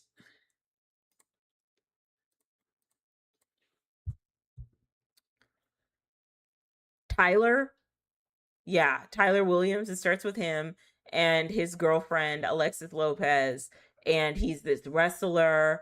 At high school, he's working towards getting a scholarship. His dad's kind of pushing him so that he can get the scholarship, but then he has this shoulder injury, which is making it like so that he is unable to play. And I wish he would have just told his dad, like, listen, I got this injury. I don't know if I can make it through the season. What are our other options? I'm pretty sure because in the movie, this black family, like they're wealthy, like they got it going on. Like he's a property manager. Ronald is a property manager, the dad, right? Like so, I'm pretty sure at the very least, with the way we know how colleges work, he could like, you know, pull a couple strings here and there. Though he does make a good monologue about the reason why he pushes Tyler is because they can't afford to be average. And that's like solid. Like every black family, every brown family is going to give you the whole spiel about we can't afford to be average because we are black and brown and we're just not afforded that luxury. You know what I mean? Um so I mean the movie's really sad because Tyler doesn't want to say that he is injured. He ends up getting a shoulder injury and he can no longer play wrestling anymore, and immediately the father is just disappointed in him. Instead of like coming to him and being like, son, why didn't you say anything? Why didn't you say anything about this injury? Like we could have worked it out. He was just disappointed. Then Alexa Demai, her character, she ends up pregnant, and this is all in high school, right? She ends up pregnant, and she's trying to go to the abortion clinic, and she's like making the decision as to whether or not she wants to keep the baby. And I'm like, dude, like I know what it's like when you're like 17 and young and you don't know any better and you think that everything's going to be peaches and creams, but having a baby is such an adult decision. Yeetus that fetus, my guy. Yeet the feet. You'll have other chances to be a mom. Now is not the time. So she decides that she wants to keep the baby. And then a whole wave of just trauma just happens. It's a very like raw and sad movie. I don't want to spoil it too much. I will say that the first half of the movie starts with Tyler, so that would be Kelvin Harrison Jr. Starts with him. Second half of the movie ends with Taylor Russell. Alexa Demai is also in the first half of the movie. Lucas Hedges, he looks familiar. Oh, he was in mid-90s. He looks familiar. But he plays Taylor Russell's girlfriend. Sterling K. Brown. He could play a young Keith David. I don't know. He just has a very like dad mentoring type of energy about him, and I love it. He was also in Honk for Jesus, and I love that movie. That movie, that's probably like one of my favorite movies. That's such a good movie. But this movie was really sad, and I wasn't ready for how sad and how, you know, real it was. But I shouldn't have been surprised because the director did Anora and also the Florida Project. So, and while we're on the topic of Anora, let me see if I can pull up Anora. I always say this, Anora wasn't like, I don't think Anora deserved all the Oscars that it got. Like I think that it was a good movie. It was a good movie, But like, and I watched it twice, I'm not gonna lie, but Zola was also a good movie. It was just as good as Zola, right? Like it was just as good as Zola. And basically the same plot. Basically the same plot. Except this one was a little bit more like, oh damn.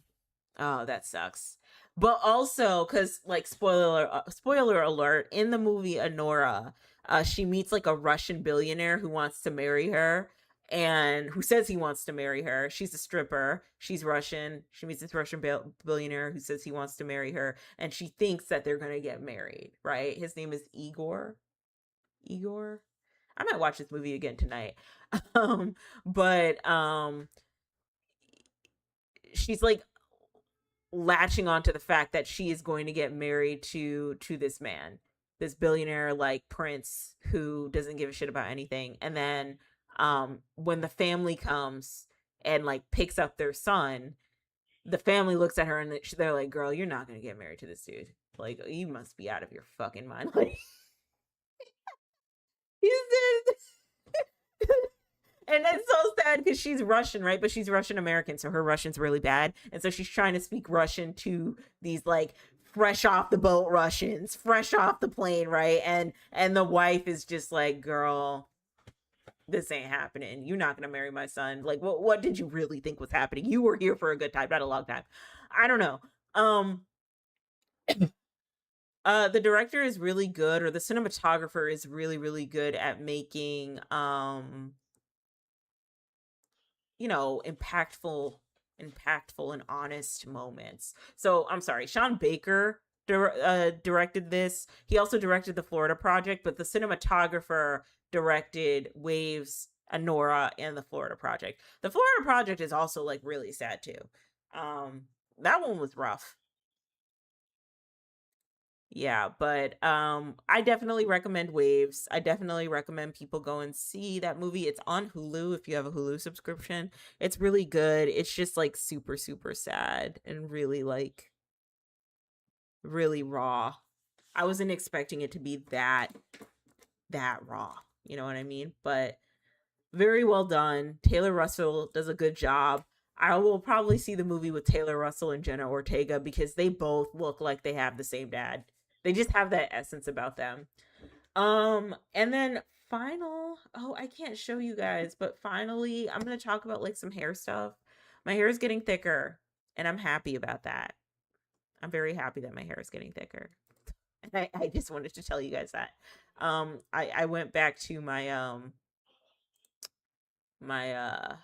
regular diet of sweet potatoes, spinach, and carrots. It's sweet potato, spinach, carrots, and mixed greens. I eat a lot of that now, and that's been helping with my diet. And then also what also helps is eating enough protein. I try to eat at least 100 grams of protein now, and my hair has been reacting very well to that.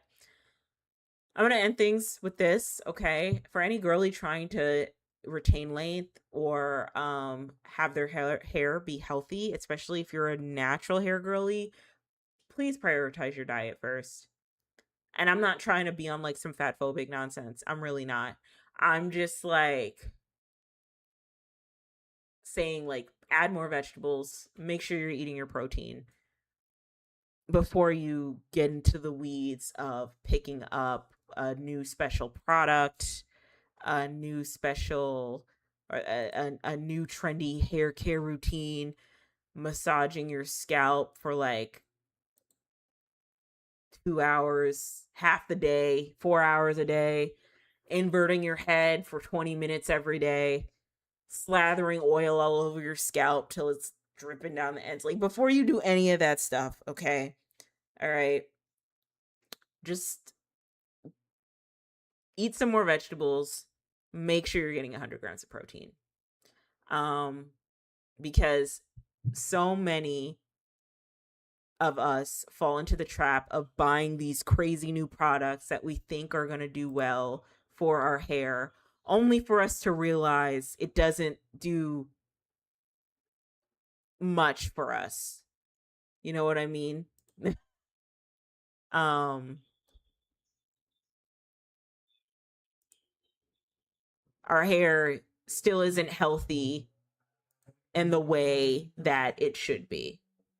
And we do all of these little things to our hair, and we're still trying to figure out why our braid outs look sparse. We're still trying to at least for myself, I was trying to figure out why my braid outs look sparse, why my hair looks so thin.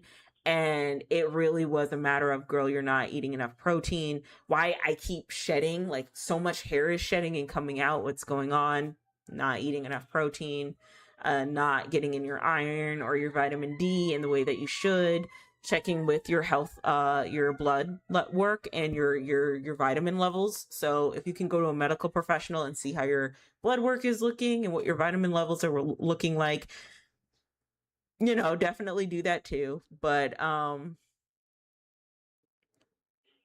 yeah, a good diet will take you far, folks, especially the girls who are trying to retain length and grow their hair out.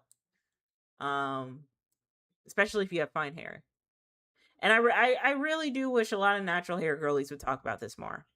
Whenever they talk about what they did to retain length, I notice that a lot of them don't start with, well, I make sure that I'm eating enough veggies and my protein's high. Because so many of us are like deficient in iron and vitamin D, and then we're wondering why our braid outs don't look like our favorite influencer and their hair. And then we think, oh, well, if this favorite influencer used Shea Moisture's dandruff line, maybe I should go use it myself and my hair will look exactly like hers. Girl, no. Just start with eating healthier first. And by eating healthy, I don't mean starve yourself. No, that's how your hair is going to fall out. No, I mean like eating enough protein, whole food protein, okay? And then eating enough vegetables. Do that for a couple weeks, see how your hair reacts to that, and then you can get into the weeds with your hair routine. But yeah,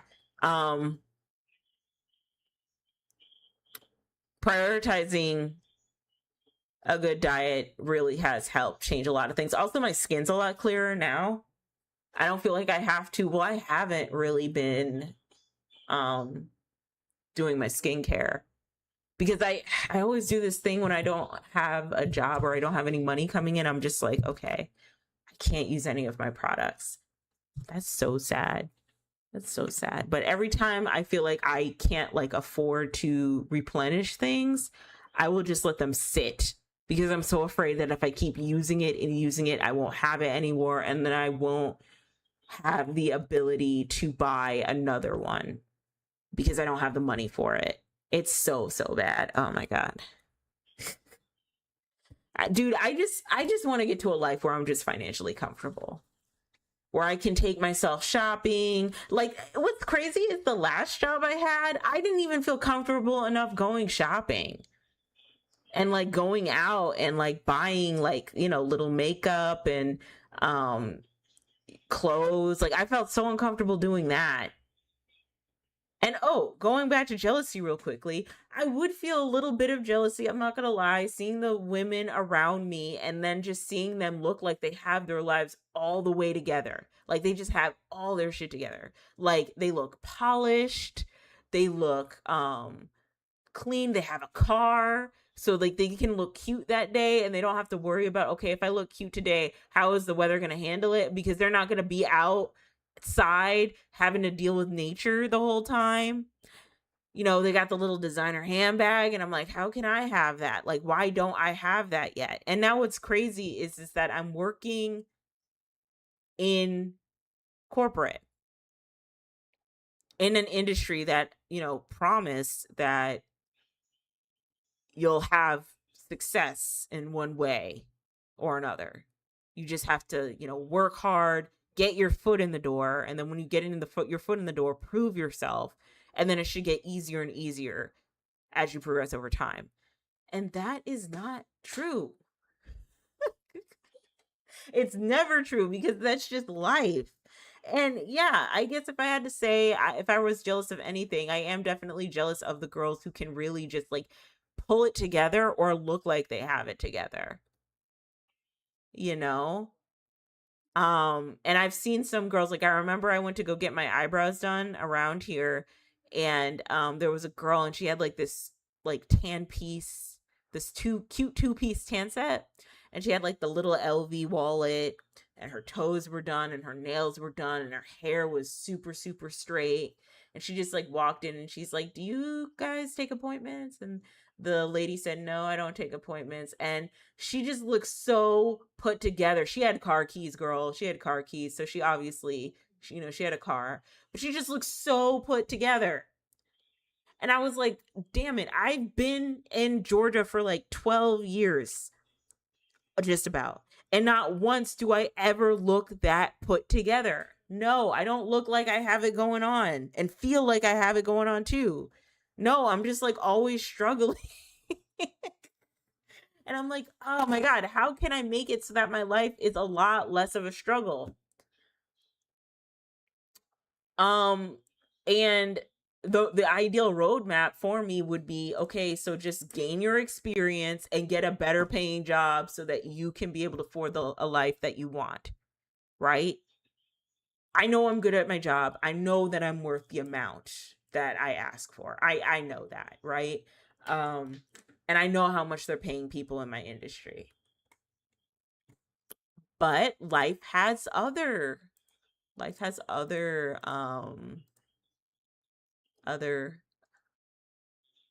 other things for me, and other things for a lot of people, really, because we're all getting laid off, girl. I don't know what that lady did. I don't know how, she got by. I don't know. In my mind, I'm thinking, oh, she probably rides one of those Teslas, maybe those cyber trucks. I don't know. I would not buy a Tesla, but like at the very least, a Lexus NX 350. And I was like, damn, here I am with my JanSport backpack and my graphic t-shirt that I'm like sweating bullets through,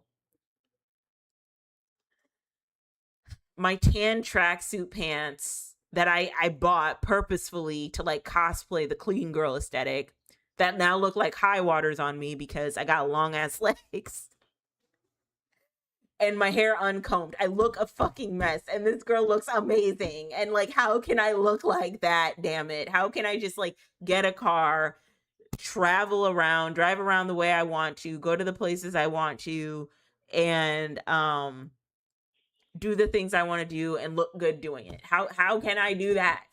How can I do that? And I can't. And I can't. Obviously, like I just remembered this. I just remembered this today. Like it wasn't a jealousy where I just sat in it for like ever, but sometimes I'd go back to that moment and I think, damn, how, like, when will my time come? Like when will it be to the point where I can just live comfortable enough to look cute, to get my eyebrows done, and then go get some coffee at my favorite coffee bar, and then like, I don't know, read a book and do excess enrichment activities. Like when will that happen? And then, I did some reflection and I looked at myself and I thought, okay, well, first of all, girl, you're spending a lot of money on food and you need to stop spending all that money on food. So I was like, okay, so maybe that's my first mistake. Second of all, this job isn't paying you enough. With the amount of experience you have, it's not paying you enough. So you need to find a better paying job. At the time, I didn't feel like I had enough confidence to look for a better paying job. Now I realize it was all BS and I probably had all that confidence to begin with. And, working with people, they'll try to humble you and stuff. And now I am, on here doing stuff on YouTube. At the very least being consistent on this channel so that eventually when I want to post on the other channel, I can post clips on there. But yeah, girl, like I just, and then I look at what's her name, Portia Williams, and I think I really just want to look like a MILF, like Portia does. Like that's just all I want to do. Like in my 40s, I want to look fine AF, and I know I got to hustle in my 30s at the very least. But god damn it, is it hard? Is it hard? Especially when you don't know what the hell is going on in this economy. You don't know like what Atlassian? Did I say that right? Yeah, Atlassian. Yeah, they just laid off 1,600 people in the name of AI. Girl, no. No. No.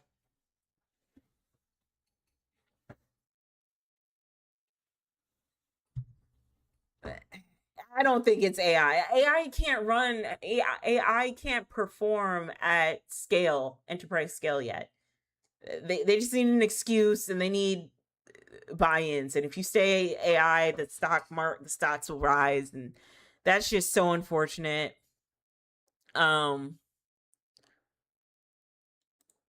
yeah, I think I'll finally feel like I've made it, and I'll feel a lot less jealous when I just do little things, keep progressing, keep working hard. Um so that, I don't look at people who have all their life, their whole entire life together and be like, well, why can't I be like that person? Why can't I have my shit together? You know what I mean? Like, what am I doing wrong? Right. Um, but I know I got to work at it. So it is what it is. And if you, like I said, if you do experience some form of jealousy, just understand that you do have to work really, really hard at it to figure out a way how to react to your jealousy in a positive manner. And I guess for me, that's just doing my best to show up for myself, even if I have one viewer on Twitch. All right. I think I'm done here, guys. Thank you for showing up. I'm sorry I didn't play Borderlands this time. I'm gonna hopefully play Borderlands on Tuesday. I'm having fun with it, but I'm not an FPS girly, so it's a bit of a struggle. But hey, in my mind, I'm thinking, okay, so if I start playing Borderlands now, maybe I can get into Apex Legends. I don't know if the girls are still playing Apex Legends. Is Apex Legends still a game y'all play? It was supposed to be like Fortnite for grown people. But yeah, I'm thinking, okay, bet I can play Borderlands now, and then I can play Apex Legends later. Cuz they have that like first person FPS aspect about it. So that's how I'm seeing things. I've always wanted to do a Loba cosplay. I've always wanted to do a Loba cosplay. See, this is why I have to get like super dummy thick so I can cosplay all these bad bitches like Loba and battle costume Manat. Anyway, guys, thank you so much for coming to my stream. I hope you guys have a wonderful rest of your night. We're almost hitting midnight, so you enjoy your Saturday. I for sure will enjoy mine. And I hope you guys have a great rest of your weekend. I will see you on Sunday for Reddit Story Sundays, okay? Take care, everybody. Bye.